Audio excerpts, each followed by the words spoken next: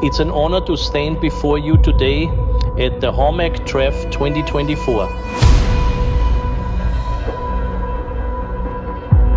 You are the heartbeat of this company, and because of you, we've built not just machines, but the possibilities. This place feels like the heart of innovation. War super, tolle Eindrücke, tolle Gespräche.